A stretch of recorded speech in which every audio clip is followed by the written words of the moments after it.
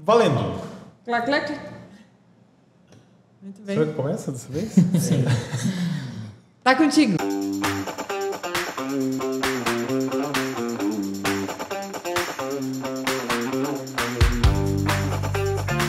Fala galera, bem-vindos novamente ao podcast Laboratório de Experimentação, essa iniciativa Ion Scari Novale, uma iniciativa para falar de economia criativa, de conexões de colaboração e a gente também falar de muita besteira. Então, senão não seríamos nós. Não seria um podcast tão animado. Gente Opa! A gente está aqui com o Neto em breve. O último job dele é vir aqui fazer esse podcast. Então, vocês vão perceber a animação da criança. Mas hoje a gente tem um convidado muito especial, Franco, aqui do Estúdio Rende, veio falar com a gente sobre criatividade, processos criativos e o que mais também o Rende tem inventado por aí para movimentar a cena da economia criativa, que também vai ser um grande player aqui do nosso mercado. Então, gente, Vamos fazer uma introdução? O que é criatividade? Ah, meu Deus! Como a gente tem criatividade? Que exercício eu faço para ter criatividade? Quais pensamentos eu tenho que ter? Edilma não deixou nem ficar em cima do muro, né? Não, porque aqui o negócio, você está aqui com o acordo de falar tudo, então pode começar. Então vamos lá, da base, né? O que é a criatividade? Esse é um assunto bastante pertinente e que já tentou se identificar de várias formas, né? O que é a criatividade, quem são os criativos, e a gente sempre conecta muito os criativos com pessoas que criam coisas mirabolantes, espetaculares, artistas incompreendidos e afins. E a gente começa já pensando que criatividade é uma habilidade, portanto pode ser ensinada, né? A gente pode ser criativo. E partindo da ideia de que todo mundo é criativo. O ser humano por si só é criativo, senão a gente não estaria aqui, né? Então, eu acho que o que caracteriza a criatividade, a gente pode definir como criativa a pessoa que desenvolve soluções que outras pessoas não tinham pensado antes. Então, a criatividade sempre está linkada com um problema, né? A solução de um problema. Às vezes esse problema tá muito à mostra, é muito pertinente, mas às vezes ele é meio subjetivo, né? Quando a gente parte para a ideia de uma arte, por exemplo, alguém vai criar um quadro, alguma coisa assim, pode ser que não veja um problema em si, mas ele está pensando de que forma ele vai se manifestar, de que forma ele vai passar a mensagem dele, né? Então, acho que é muito de solucionar problemas, mas não necessariamente que essa solução seja efetiva. Ela não precisa necessariamente dar certo para eu me sentir criativo.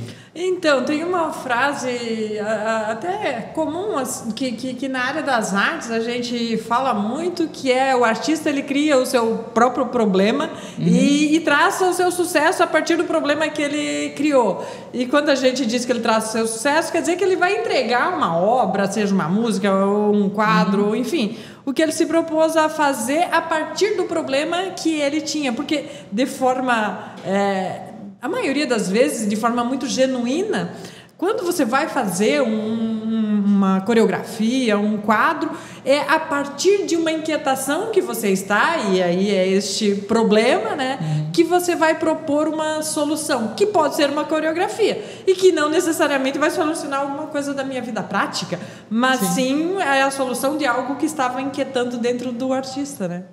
Eu acho que quando a gente parte para esse mundo das artes, é tudo muito subjetivo, né? Não tem como a gente querer trazer para a objetividade um negócio que é interno, né? Então, essa inquietação é o motivo do problema. Então... É muito subjetivo, mas aqui eu preciso fazer um parênteses, um preâmbulo, um parágrafo, um livro inteiro, talvez. Porque quando a gente olha para o artista e para o criativo, e aí até você comentou há pouco, né, de criar coisas mirabolantes, o processo de criação de um artista é um processo dolorido, sofrido, exaustivo, e que por uma pessoa, para tocar bem um violino ou qualquer instrumento, ele ensaia por meses, anos, décadas. E um artista das artes visuais aprende técnicas e faz muitas vezes 100 mil vezes a mesma pintura para ele chegar, né, no resultado no que ele se espera. E com isso o que eu quero dizer é que ter criatividade, tem gente que sou criativo naturalmente e tal, mas como ele é uma habilidade, ele se desenvolve, é muito, né, se debruçar sobre aquilo e pensar sobre aquilo e ir fazendo, até de fato, né, sair o que você espera ou o que você se propõe a fazer. Estou pensando aqui, ouvindo vocês dois e imaginando, quem vê a tela não vê o torcicolo. É isso. Não vê sem outra... Porque, na verdade, a arte, quem vê a tela, ou a coreografia, ou uma apresentação, vê o resultado. Porque a arte propriamente dita está num processo gigante até chegar, né? E isso foi potencializado com as redes sociais, por exemplo, né? Quando a gente vê pessoas criando... É tudo muito imediatista, né? A gente não vê o processo todo lá atrás, né? Aquela provocação que a gente fez no outro podcast, né? Que as redes sociais potencializaram muita coisa. Mas eu falei sobre acessos das pessoas em relação à cultura e arte. Mas eu não apontei isso que o Franco trouxe agora, que é tudo muito rápido, porque em 15 segundos você tem que mostrar o resultado. Sim. Um pouco mais do que isso, se você fizer lá 3 stories, mas realmente não dá para medir todo o processo anterior àquilo e diminuir a velocidade da apresentação, não vai mostrar a criatividade que está envolvendo esse processo todo. E você faz um stop motion de 15 segundos. Cara, você levou 5 horas para fazer aquele stop motion para angariar uns likes ali e a galera dizer, tava mais ou menos, ainda criticar de vez em quando, né? Então a gente também tem que desmistificar um pouco isso, né? Porque até na tua fala pareceu, eu sou criativo, eu tenho criatividade, né? Mas às vezes essa questão é você ser reconhecido criativo. É difícil encontrar pessoas que se dizem criativas, se auto-intitulam criativas. A maioria das vezes eu não sou criativa. Vendendo livro tá cheio, mas... Seja criativo em 10 passos. Mas se a gente pegar algumas linhas de pensamento, como a Dilma já ofertou uma, mas aqui tem mais duas já que me sopraram aqui no meu teleprompter. Mas tem uma de Oxford, do dicionário de Oxford, né? De uma definição, né? Como definição. É inventividade, inteligência e talento natos ou adquiridos para criar, inventar, inovar, quer no campo artístico, quer no científico, esportivo ou demais áreas. Então, vamos dizer assim, usar um repertório para sair do comum ou para trilhar um caminho diferente. Já Giselin, espero ter falado certo, ninguém me puxa as orelhas depois.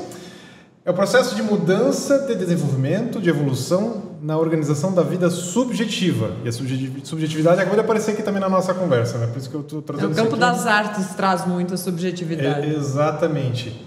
E até Flieger, também outra definição, é quando manipulamos símbolos ou objetos externos para produzir um evento em comum para nós ou para o nosso meio.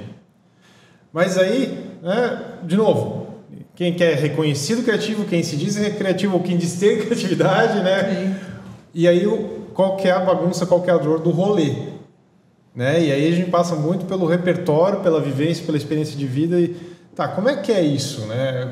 Como é que a gente lida com o repertório? Como é que a gente busca repertório para poder saber o que vai mudar? Né? E eu quero só te jogar uma pergunta, Franco. Na verdade não é uma pergunta, é um pedido para ti. Porque a gente estava tão ansioso para falar desse tema que a gente também já foi... criatividade, vamos aí. Joga tudo na mesa. Qual que é o repertório do Franco? Franco, conta um pouquinho do teu repertório, a tua história, cara. Porque daí a gente vai entender como é que chegou o Franco e o que é o rei de hoje. Tá, vamos lá. Então, quando a gente fala de criatividade, a gente sempre relaciona muito com a infância, assim, né? Teve uma infância criativa e depois foi perdendo ao longo do caminho e tudo mais. Então eu tive uma infância realmente muito criativa. Como filho único, eu sempre tinha que me divertir sozinho, então eu tinha que dar meus pulos para me divertir, para criar as minhas próprias coisas. E aí então sempre tive essa queda pelas artes, pela pintura, pelo desenho e afins, pelo teatro e tudo mais. Então eu já passei por diversas fases. A gente estava falando antes que a pessoa tem na vida milhares de fases, e eu passei por todas elas, eu acho que referentes a artes, assim. Só não me identifiquei muito com a música porque realmente não deu. Tem coisas que a gente mas tem que tu tentou. Eu tentei, cara, várias vezes e não deu. Beleza, tá tudo certo. Então, a minha formação, eu estudei publicidade, desisti lá no último ano porque sei lá vi, né? E aí depois fiz design gráfico, o Neto inclusive foi meu professor. Tive a honra. Olha. E aí trabalhei em agência. Todo mundo sempre. Poxa, saber de onde surgiu o Estúdio Range, quantos estudos de dobradura, que inclusive motivam alguns trabalhos que hoje a gente faz na faculdade. Olha só, fico feliz em saber. Então, abrindo seus corações. Bota uma musiquinha ali, uma trilha bonita agora. Depois a Barra já faz a ediçãozinha lá. E aí então eu passei pelo design, pela publicidade. E aí quando surgiu a ideia trabalhei em estúdios, em agências, e aí surgiu a ideia de tocar o Estúdio Range, que ele tem como princípio as manualidades. Eu sempre tento incluir, não necessariamente no produto final, mas nos processos de criação, as manualidades, porque eu acho que é interessante. O Austin Kleon, que é o autor do Roube como Artista, ele fala que os nossos nervos são vias de mão dupla. Então, o nosso corpo conversa com o nosso cérebro e o nosso cérebro conversa com o nosso corpo. Então, eu consigo tirar inputs da minha mão quando toca em alguma coisa, quando eu sinto um cheiro, quando eu vejo alguma coisa de diversas formas, eu vou criando esses repertórios. Então, quando a gente fala sobre repertório, é até interessante citar, porque todo mundo pensa, o cara viajou trocentas vezes para o exterior e conheceu galerias e não sei o quê. Mas não é assim que funciona na vida real. Na vida prática, Então a gente vai vivendo, e esse repertório eu acho que é muito de experiência pessoal de cada um, assim, por isso que a gente fala até que na arte é tudo muito pessoal, né? Porque é realmente a experiência pessoal, e a criatividade depende muito disso, dessa experiência pessoal e como eu vou absorver essas experiências. Então a gente vai vivendo tudo aquilo e vai botando em caixinhas. Não quer dizer que eu vou usar aquilo naquele momento, mas em algum dia da minha vida, quando eu conseguir conectar com aquilo lá, pode ser que isso seja muito útil, né? Então, sei lá, uma lembrança minha de quando eu estava cortando um galho para fazer um estilingue, e aí eu lembrei daquela madeira que me conecta com o formato, sabe? Então, a criatividade é justamente tão difícil de se desmistificar no sentido neurológico, porque ela é essa conexão de coisas aleatórias. E eu acho que quando a gente fala sobre habilidade de ser criativo, é justamente ter a habilidade de fazer essas conexões aleatórias, por mais aleatórias que sejam. Então, quando eu falo do meu repertório, eu acho que, cara, é a vida, assim. Obviamente que eu tive todas essas fases de querer estudar coisas específicas, então vai agregando, né? Quando a gente fala de criar repertório, então não quer dizer que eu tenho que me debruçar num assunto e estudar aquilo até o fim. Mas é muito legal, tipo, tu ter essas experiências diferentes que são paralelas ao que tu faz na vida, assim, sabe? Tem um exercício que eu faço com os alunos no curso que eu tenho, que é Desbloqueio Criativo, que eu peço para todo mundo... Olha, além de tudo, professor, desculpa eu fazer uma interrupção. É que Momento Jabá. Então, na verdade eu gosto dessa área, assim, de estar do outro lado, de ser professor.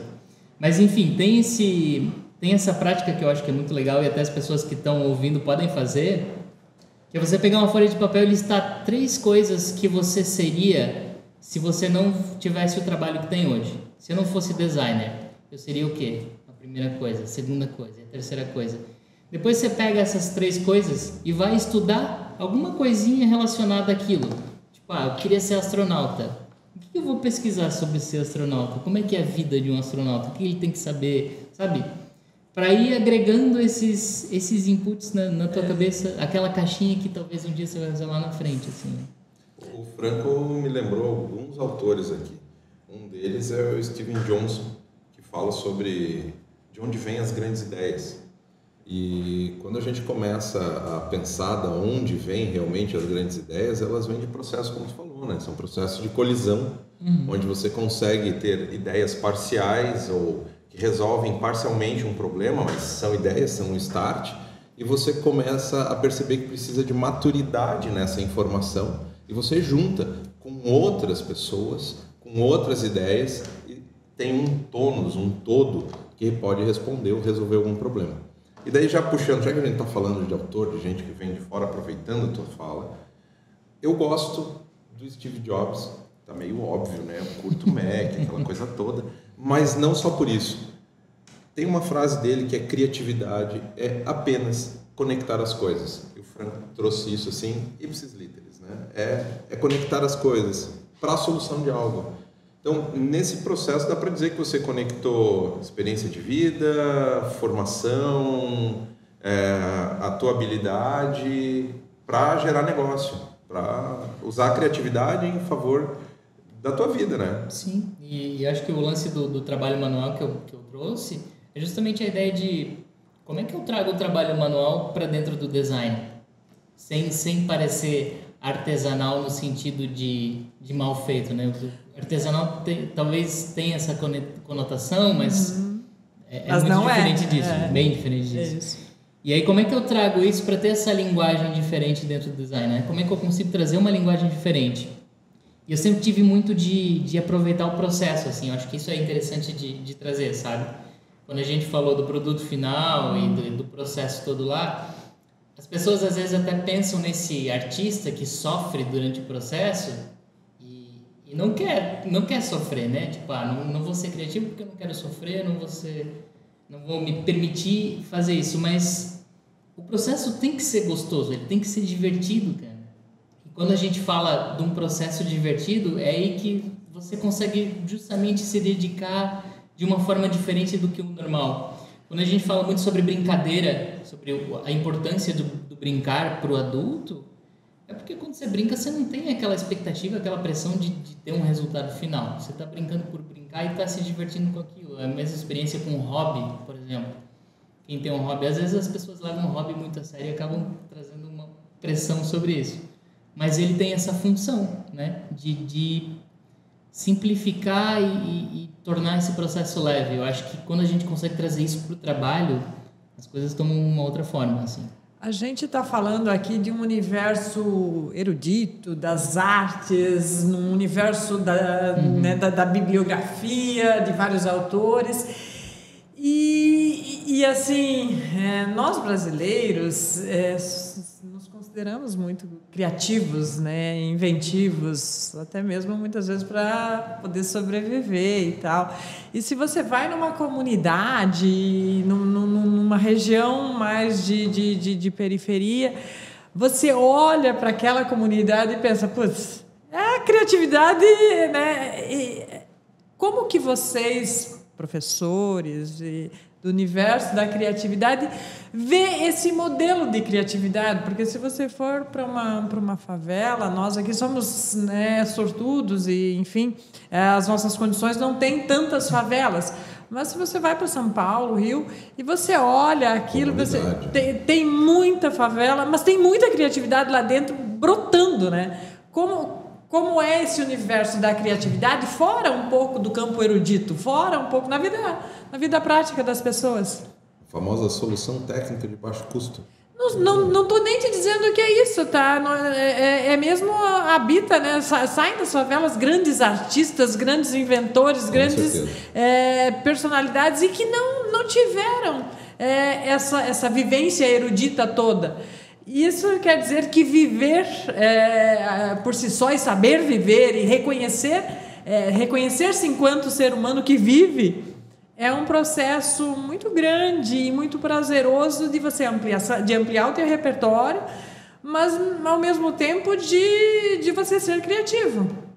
É aquele esquema, né? Que a criatividade é filha da necessidade, né? Isso. Então, perfeito, é isso aí. Você se obriga a ser criativo e eu acho que ela reflete muito porque existe uma escassez de materiais, enfim, de vários fatores que te obrigam a criar com aquilo que você tem.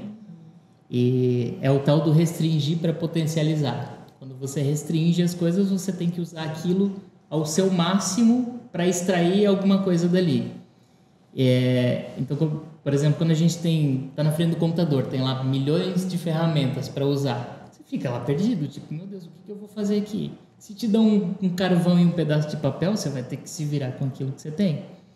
E eu acho que quando você traz essa ideia de artistas que surgem dentro dessas comunidades, é muito por uma necessidade também de expressão, assim, né? Então, aí aquele problema que a gente falou antes é justamente o de ser ouvido, de ser visto, né? De conseguir trazer a sua palavra, a sua mensagem para o maior número de pessoas possível, né? Então, acho que esse repertório é justamente o que ela precisa mostrar. Então, tipo, de que forma eu vou externalizar isso para que as pessoas compreendam o que está acontecendo aqui, o que está acontecendo comigo, né? Ele vai fazer isso dentro da possibilidade, do acesso. Sim. E aí a gente vê que não é necessariamente o estudo, o eruditismo, mas sim a capacidade que se desenvolve de você conseguir expressar, comunicar com o que tem à tua volta. Se a gente pensar nas comunidades, não precisa ir longe. Eu acredito que a gente, observando bem o que acontece à nossa volta, a gente tem aí algumas expressões que acontecem no nosso dia a dia que estão dentro das capacidades de cada um dos indivíduos e que eles conseguem aí, com o que tem acesso, construir imagens, representações, comunicação. Tem quem olhe para a parede e diga, tá pichado. Tem quem olhe para a parede e diga, olha, que grafite interessante, que produção gráfica bem feita, que composição que a pessoa fez com 2 bisnagas de cor e 15 segundos, que era o tempo que ele tinha, né? Porque senão alguém ia tirar o cara dali. Então, a capacidade de fazer essa expressão dentro do limite que tem. Muito bem. Isso quer dizer que nós temos criatividade em todas as áreas, né? Em todos os tipos de vivência. Às vezes até não tem área. A gente começa a pensar... De preferência quando não tem área de celular, que aí você para pensar. E ó... Como é que eu me viro aqui, né? Como é que eu passo o tempo? Bem isso. E tem também, né, um pouco além do overload que tem um computador, o que tem as informações, né, essa carga de informação, mas também a gente tende a ficar confortável. Né? Temos condição, temos prazo, dá para pensar depois, né, dá para delegar. É rapidinho. Aqui é só clicar aqui, já está pronto. E é diferente lá em lugares como esse, né? Ou em situações como essa, né? Ou eles são obrigados a pensar diferente para poder ir em frente, ou para vencer um obstáculo, ou aparecer mesmo, né? Ou se expressar. Ou então vão ficar lá, relegados. Acho que tem esse composto social ajuda a deixar mais aguçada essa criatividade, essa inovação que existe aí. E até eu já falei até num outro podcast que acho que a gente fez junto, lá com a Bubble, sobre inovação lá na SPIN uma vez, que na verdade assim, a gente fica falando, vamos traçar trilhas de inovação, vamos chamar a galera para inovar, e não sei o quê, é tudo muito novidade, vamos botar a galera em sala colorida. Cara, mas a favela, né, essas comunidades já estão fazendo isso há muito mais tempo, já estão muito mais na nossa frente, e a gente achando que está arrasando. Exatamente. Tem gente que confunde o processo criado numa favela com geração de, vamos lá, no vulgar, né? Como diria a Helena no populacho, gambiarra. Mas não é. Não é desse lugar que eu falo principalmente. Sim. Jamais.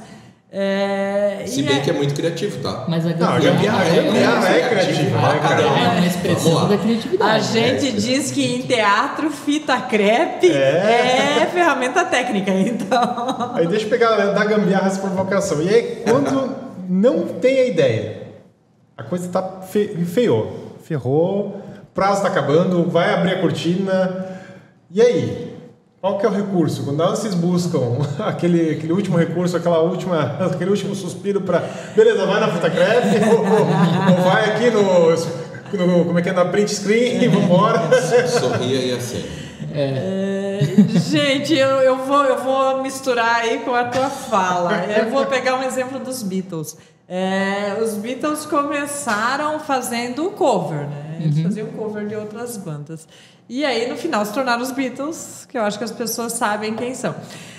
Isso quer dizer que, muitas vezes, quando você começa copiando, não quer dizer que você vai passar uma vida toda copiando, e sim você tem grandes chances de você ir desenvolvendo, aprimorando e chegar aonde os Beatles chegaram. Então, muitas vezes, quando a gente não tem essa ideia milagrosa, né, que vai salvar, por exemplo, quando a gente está construindo um espetáculo, não veio. Nós temos lá nós temos um tradicional alto de Natal, não veio a ideia.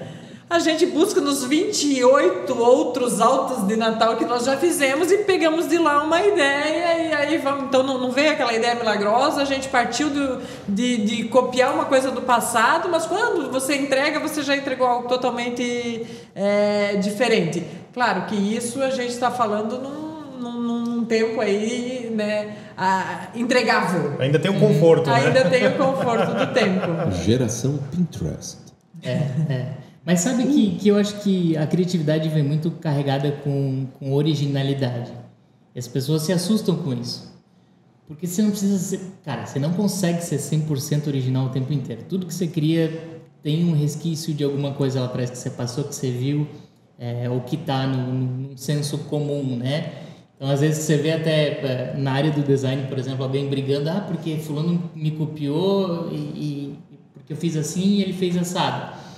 Mas aí você vai ver os dois pegaram a mesma referência lá de trás. Então, isso acontece, com muita frequência.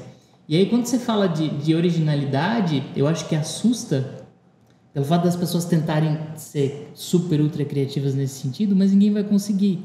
Então, quando você pega fragmentos de outras coisas e consegue realmente trazer a mensagem que você quer, consegue alinhar essas coisas de uma forma coerente, eu acho que faz todo sentido. Ninguém precisa ser original o tempo inteiro, sabe? E não vai deixar de ser menos criativo por isso. Cara, você teve a iniciativa de pegar vários resquícios, vários fragmentos, conseguiu conectar aquilo, você tem muito mérito por isso, né? Sim. De alguma forma, todos nós temos crenças, valores, culturas, vivências, muitas vezes próximas uma dos outros. E quando a gente tem isso, é meio que óbvio que o resultado do que a gente produz vai, em algum momento, ficar parecido com o que outra pessoa está produzindo.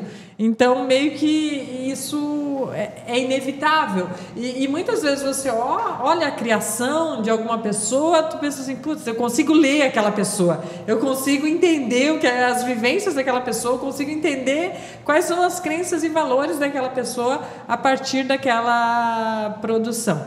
Claro que isso é muito no campo da subjetividade, né? Minha vez de fazer uma pergunta.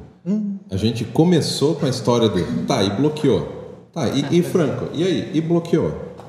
Então, eu acho que as pessoas, ao longo do tempo, vão desenvolvendo técnicas para fugir desse bloqueio, né? Ele acontece, é normal, porque a gente não está aberto o tempo inteiro a ser criativo. Eu acho que para você ser criativo, ter ideias criativas, você precisa se permitir para que isso aconteça. Você precisa ser curioso o tempo inteiro. Então, eu acho que é no sentido de aguçar essa curiosidade ao máximo possível. Eu estou trabalhando, sei lá, estou criando tenho que fazer uma panela nova. Qual que é o lance da panela? E se eu tirar o cabo? E se eu tirar a parte do buraco? E se for uma panela sem tampa, com tampa? Sabe? Pegar aquilo e identificar milhares de fatores. Cada fragmento dela. Exatamente. Desconstruir aquele objeto. Uhum. E a gente não precisa necessariamente estar no material, ele pode ser algo imaterial, né? Sei lá, tô falando de saudade. O que é saudade? Como é que eu escrevo saudade? Como é que eu falo saudade de maneiras diferentes? Como é que é saudade em outras línguas? Enfim, se debruçar naquilo em algum ponto, escolher um ponto e seguir por aquele caminho. E outra coisa, que até o Neto comentou algumas vezes antes, que é de fazer essa troca.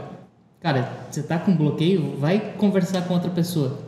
A hora que você jogar essa ideia para outra pessoa, ela já vai vir toda carregada com aquela experiência que ela tem, com as emoções, com as ideias, e vai te trazer uma coisa diferente. Você vai pensar, putz, como é que eu não pensei nisso? Ou ela vai te dar justamente aquele micro input que vai te alavancar a ideia que você queria, sabe? Então, eu acho que é muito nisso. Obrigado pela resposta. Nesse perfil, assim, eu já percebi que tem pessoas que às vezes têm medo de mostrar a ideia, Porque, de repente, vai ser contrariado, né? Você foi criativo, você teve uma ideia, você gerou uma solução para alguma coisa. E daí a pessoa segura. Não, eu não vou falar sobre isso, porque de repente alguém diz que não está legal e tal. Como é que você faz isso quando você está num processo criativo? E daí tu largou uma ideia e alguém vem assim, cara, não era isso aí, não curti. Tu diz com relação ao cliente mesmo, assim? Sim. Pode falar mal de cliente. O cliente sempre tem razão. Daí eu digo desculpa, não. É aceitar a derrota diária de dizer que a sua ideia não está boa. E é isso, está tudo bem.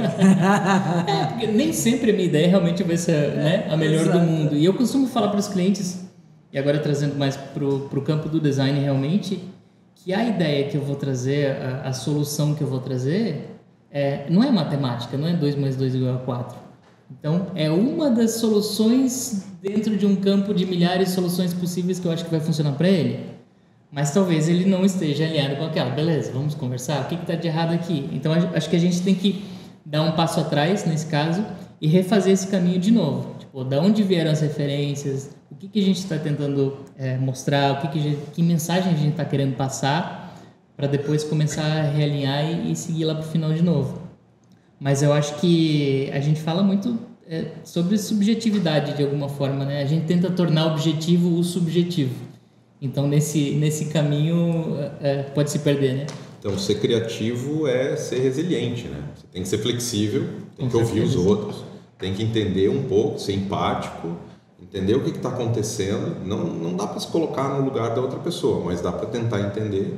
Sim. E ser resiliente, tentar... E eu acho que tem um fator coragem muito grande. Aí nas pessoas criativas tem o fator coragem. É coragem de falar e aceitar a crítica. É coragem de estar numa roda de conversa e falar, cara, eu penso nisso, tá numa reunião e eu pensei de outra forma. O teu chefe fala lá, né? Esse é o A, B, C e D. E você, de forma muito adequada, conseguir colocar a sua opinião e ter coragem de falar. Porque muitas vezes é o que você falou, e até Leonardo da Vinci falava alguma coisa, né? Eu nunca vi alguém criativo que não tirou a bunda da cadeira, ou que não saiu e fez. Então, é fazer. Tentando, errando, e aí já vem no campo da experimentação, mas é ter coragem de falar, e de propor, e de fazer, mas ao mesmo tempo fazer. Porque tem um monte de gavetas. Eu conheço várias gavetas com inúmeros projetos criativos, inúmeras ideias criativas. E serve para quê? Para nada? Ideia criativa na gaveta não serve. Serve, cara. Tu constrói um repertório e na hora que você tiver um outro quê criativo, você... Cara, eu já pensei numa coisa assim. Se você não fizer o registro... Aí eu tô falando de perfil de processo criativo. É isso. Eu não tô falando do processo, porque eu tô falando eu estou com um monte de ideias aqui e nunca ponho essas ideias em prática. Não serviu para nada. Eu as oculto. Exato. Não serviu para nada. Ela só serviu para ficar dentro de uma gaveta. Não é criativo. Perfeito. Aí que tá, eu acho que é criativo. Você não passou por todo o processo para chegar naquela ideia, ela só não teve a fase de execução. Mas você teve. Mas ela não teve nada pro universo, pro mundo, nem para você mesmo. Sim. É que não é binário, né? Não é uma resposta que usa. Como você falou, não é matemático, não tem uma exatidão. Até porque, né, se for falar onde a criatividade está mais acentuada, né? Ela está acentuada no meio profissional, como, por exemplo, designers, né, publicitários, enfim. Marketing, que seriam os primeiros que vêm em mente, né? Não sendo só eles, mas aqui engenheiro é um bicho criativo pra caramba. O cara resolve problema todo dia. Eu não estou dizendo que ele projeta com estilo, mas eles são criativos. Mas aí é um lado que daí tem a entrega, né? Ele tem que entregar, que está no mercado, ele tem um cliente, ele está profissional. Aí também tem, vamos dizer, o pintor, mas o pintor de quadros, né? O artista plástico, que às vezes também ele vai criar, mas ele nunca vai botar isso na rua. Vai ficar na casa dele. Mas ali dentro ele conduziu o processo. Ele construiu se ele construiu processo. alguma coisa, porque a arte ela não tem que servir para um propósito propriamente dito, ela tem que servir pelo simples prazer da arte. Aí é outro... Sim, estamos falando de outro mas ele é criativo. Porque o quadro em si, ele não precisa ser famoso ou estar no museu para ser um quadro. Ele vai ser um quadro na casa de alguém ou só na casa do próprio autor. Sim, isso. Entende? Mas em linha até pegando da tua provocação, mas às vezes vai acontecer isso. Criamos e guardamos. Mas criamos. Talvez isso sirva como exercício, isso vai nos levar a um outro lugar depois, para uma futura criação. Ou até para pegar uma confiança. Ou não, beleza, vai ficar sempre ali, não serve para nada. Mas naquele momento eu exerci uma criatividade. Então aquele impacto a gente nunca vai perceber. Por isso que daí não tem uma medição, uma métrica. Fora quando o cara tem um produto final, mas assim, ele está condicionado a N outras variáveis de mercado, enfim. E aí vamos para o outro lado, que é justamente no mundo artístico, né? Não tem nada dessa obrigatoriedade. O cara pode criar para ele sim, pode criar para os outros, aí ele não tem essas amarras, mas também não tem essa coisa. Não precisa ir para fora. Pode ficar só com o meu coração. Eu acho que é a ideia de pensar que essa criatividade, para ela ser manifestada, ela precisa vir à tona ou ela pode ficar lá dentro escondida, né? Eu acho que também é um exercício de pensar se esse projeto, essa ideia não veio, não foi externalizada por uma questão de que quem teve a ideia ficou com vergonha, porque o adulto tem muito disso, né? Eu fiz uma pesquisa com crianças de 4 a 6 anos e perguntava para elas o que era criatividade, se elas se achavam criativas, e uma série de questões, e todas elas disseram que se achavam criativas. E aí eu perguntava por quê, e elas falavam porque eu tenho ideias, porque eu sou incrível. Cara, que adulto vai crescer com essa confiança, né? Mas eu tô por aí, né? Então, olha como a nossa confiança é minada ao ponto da gente ter ideias que às vezes são super incríveis, mas a gente tem vergonha de mostrar, né? Eu acho que a criatividade está muito conectada com isso também, de você se permitir trazer essas ideias para o mundo para que elas tenham o Agora eu vou fazer uma pergunta polêmica e um pouco fora dessa discussão, ainda dentro da criatividade. Esses dias atrás eu li um livro, capa só, não li o livro propriamente. Mas, eu vi as figuras. Nem vi as figuras, eu vi na... post, né, da Instagram. 180 caracteres. E aí fiquei refletindo sobre o tema, onde diz que existem alimentos que te deixam mais criativos.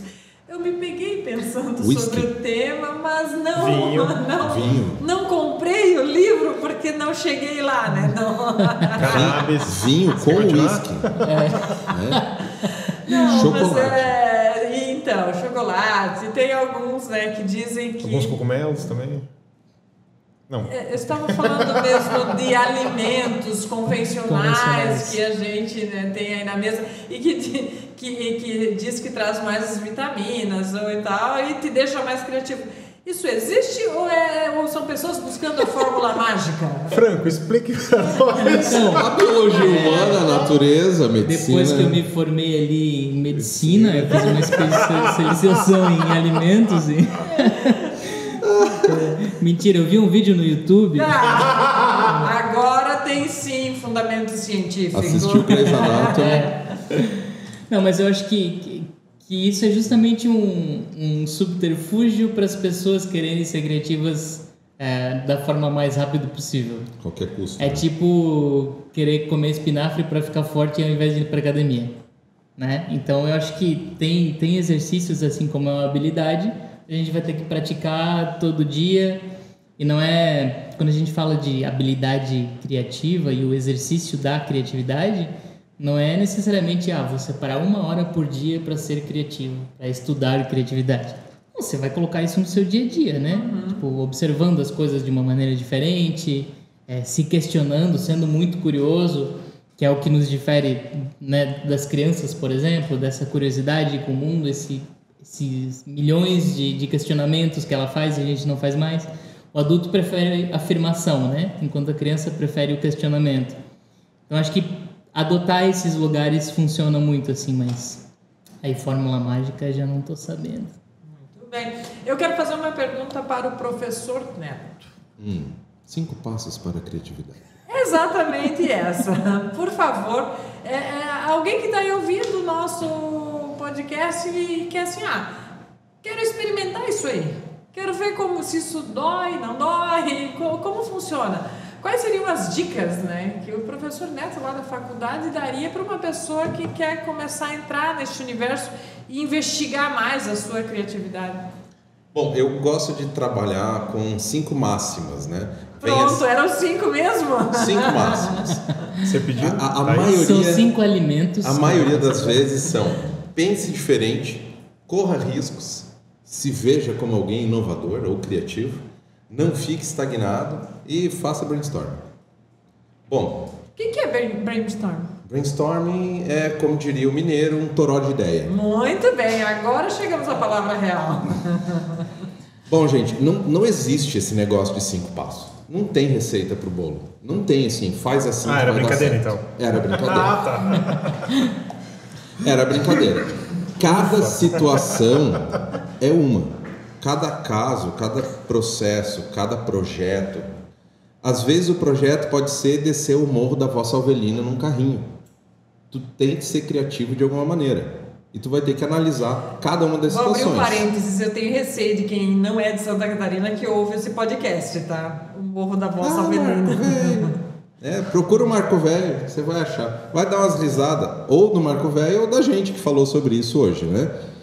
Então, voltando, o que acontece com a máxima que eu vejo numa série de bibliografias é tentar de alguma maneira construir uma autoajuda para a pessoa se sentir inserida num veículo e tratar de criatividade desse jeito. Tu não tem uma modelagem pronta. Existem ferramentas para todo tipo de coisa. Quando alguém diz pense diferente, é como se você estivesse dizendo assim: pense diferente daquilo que você já faz. Não, peraí. Você já tem expertise, já tem experiência, já tem conteúdo, já tem repertório, já sabe como organizar as coisas. Por que você vai pensar diferente? Teu cérebro não é treinado para isso. Ele não é constituído dessa forma. Você tem que pensar com todo o cabedal de informações que você tem em soluções que alcancem um bom resultado para aquela demanda que você recebeu. E daí você vai ser criativo dentro de toda aquela exigência e limitação. Quando fala de correr riscos, é muito legal, corra riscos, faça coisas inusitadas. Lindo! Aí, o que acontece no mercado? Você tem que correr 10% de risco, 20% de risco. Você não pode muito mais do que isso, porque se você inviabiliza projeto, inviabiliza um monte de outras situações.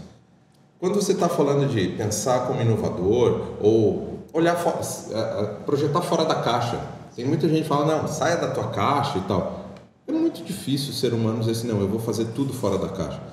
A maioria das pessoas não conhece a própria caixa, não entende todo o seu potencial. E quando você sai dessa caixinha desse tamanho, aí tem uma outra caixa, aí tem uma outra caixa, você sempre se vê dentro de uma caixa. Você só está mudando o tamanho da caixa, você tem que conhecer ela ao máximo para aproveitar a tua caixa inteira e carregar o máximo de coisa junto. Eu sei que eu fui super metafórico no processo, mas é basicamente isso.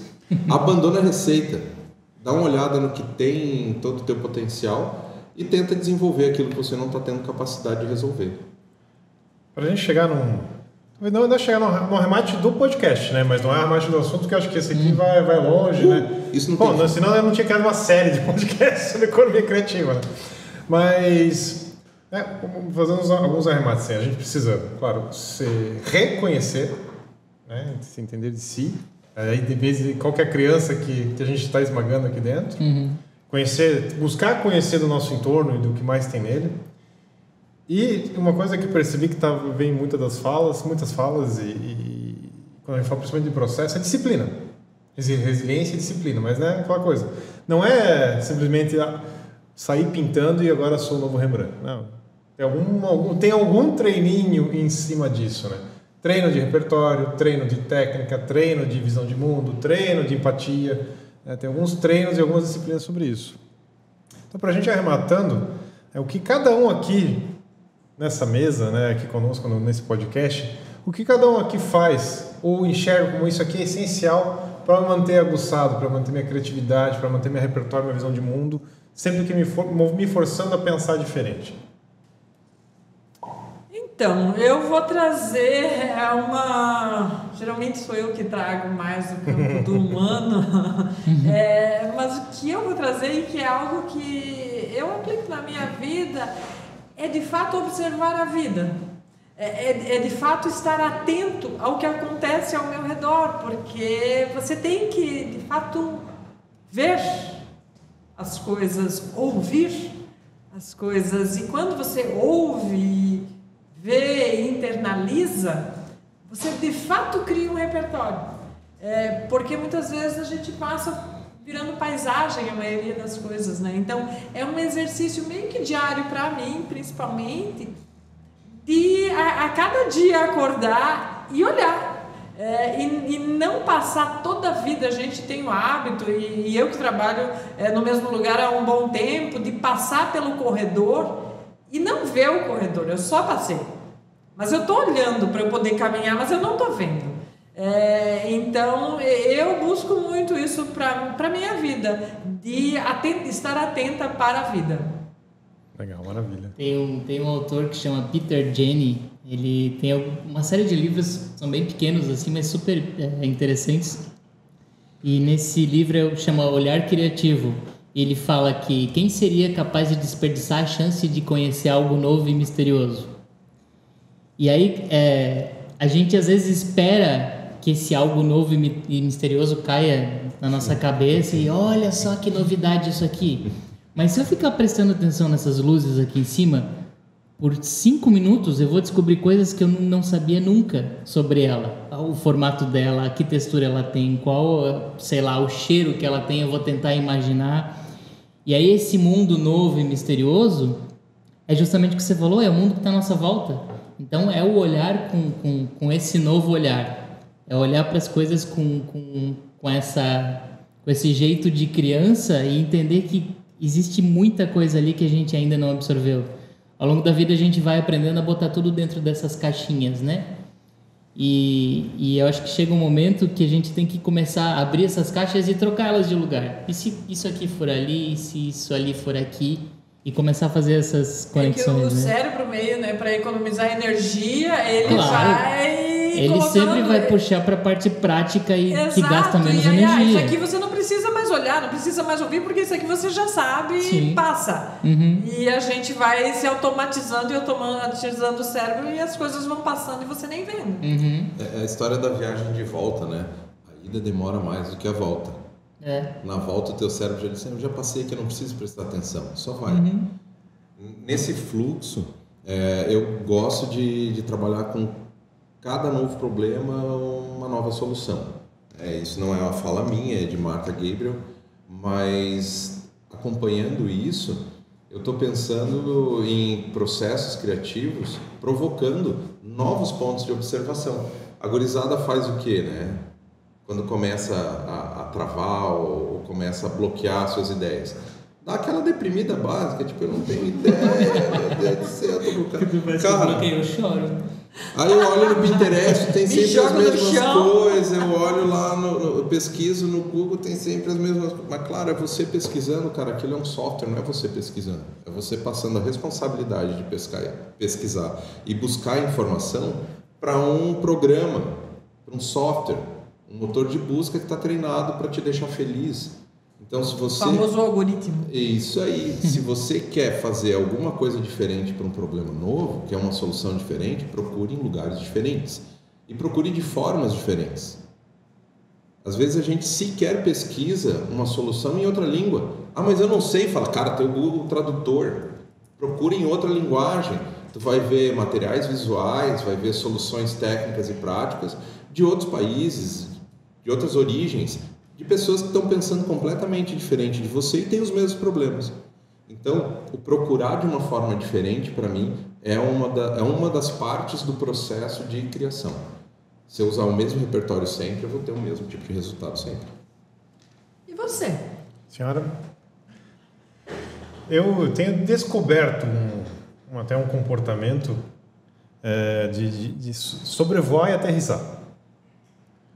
Explique. É bem interessante. E acho que tem até um pouco a ver com o nosso estilo de vida, né? Até por causa dos algoritmos e por causa A gente está sempre em algum lugar, em algum tema, enfiado em algum assunto, engajado em alguma causa, ou pesquisando, ou olhando. Enfim, eu estou buscando disciplinar essa coisa. Sobrevoo, busco informação, recebo, troco, enfim, mas de repente eu aterrizo. E aqui, né, em uma ou duas, três verticais de ação, né, fazendo um T assim, aí aqui eu uso todo esse repertório que eu consigo usar, que eu fui captando no sobrevoo. Então isso tem dado... Tem sido interessante fazer esse experimento, eu descobri isso também. Né, porque daí, de repente, você busca uma coisa que, de repente, fuçando ou falando com fulano lá atrás, agora nessa mesa vem um assunto que eu consigo trazer... Mas, claro, tem a disciplina disso de prestar atenção.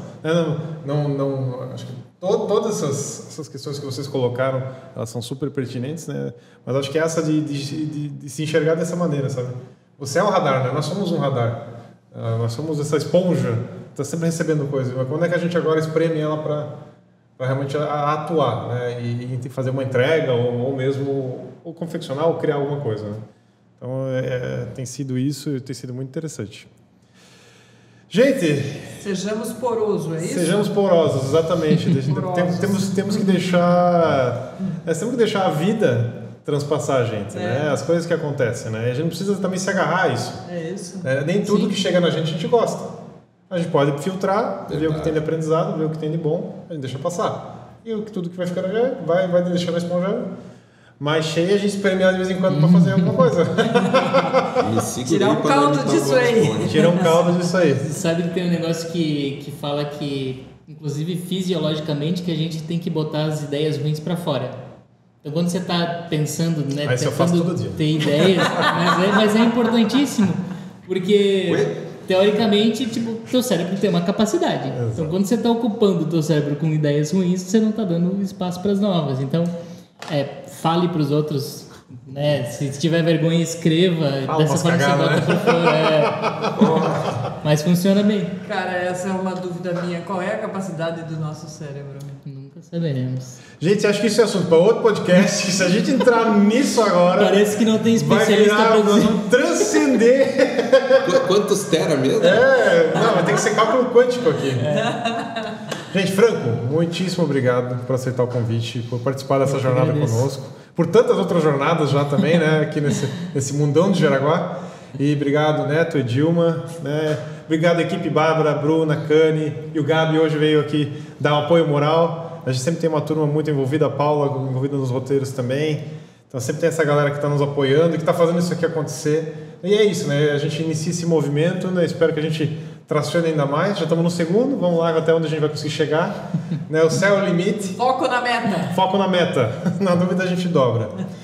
Gente, então nos siga, né, nas nossas redes sociais. Edilma Lemanier, @EdilmaLemanier. E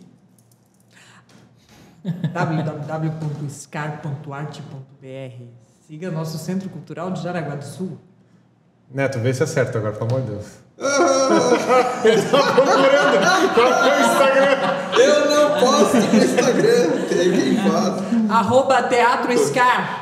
Enquanto ele não vai falando, eu vou falando todas as vezes. Franco, onde é que a gente segue? @RendeStudio. Maravilha. Eu sempre esqueço que junto com o @ do Novale tem @Novale Hub Inovação, para quem quiser nos ver no Instagram. Mas tem o Novale Hub no LinkedIn e tem também o site do Novale, que nós estamos renovando neste momento, mas as informações estão lá. Então, www.novalehub.com.br. O Neto basta um clique que daí ele lembra. Sim, nada como aquele pânico no último segundo, que daí a criatividade vem do jeito... Passa vergonhinha, pai, criança. Maravilha. A gente estava gravando esse podcast aqui no Coworking, então acessem @coworking.co para acompanhar nossas redes. É um ponto online para acompanhar mais movimentos de economia criativa e de pautas que a gente quer provocar por aí. E eu sou o @LuizLeig. não tem nada de mais lá, só tem a Bibi agora. Então, meu Instagram agora é só neném. Essa é a sua meta mais criativa. Essa é a minha meta e realização mais criativa até agora. Beleza, gente? Muito obrigado. Até a próxima. Valeu. Valeu.